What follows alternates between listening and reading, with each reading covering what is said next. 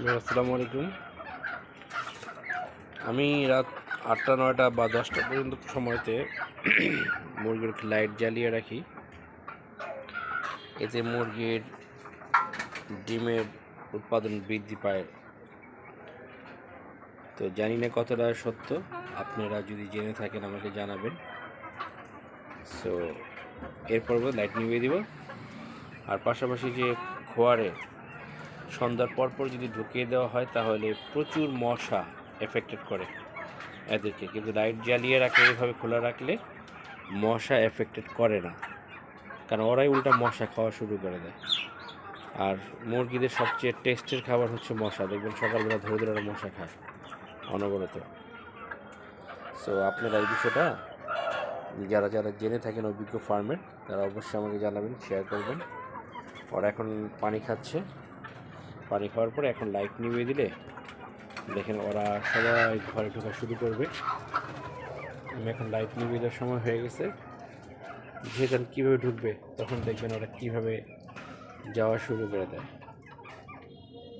So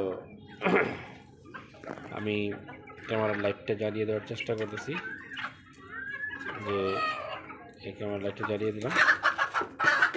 এখন আমি লাইটটা নিভিয়ে দিই, এ দেখেন এখন আমি শুধু খালি ক্যামেরার লাইট আছে, এখন ওরা ঘরে ফেরার চেষ্টা করতেছে। দেখেন দেখেন দেখেন যার যার মতো এখন ঘরে যাবে। আর একটু শীতকালীন আমি দেখছি ওরা চেষ্টা করেছে যে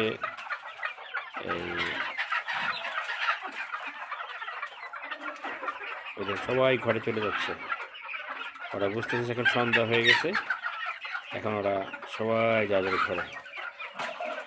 শীতের মধ্যে দেখেছি যে ওরাই করে এই গাদাগাদি করে থাকতে পছন্দ করে, কারণ বিকজ ওদের এক একজনের শরীরের গরম ওরা শেয়ারিং করে,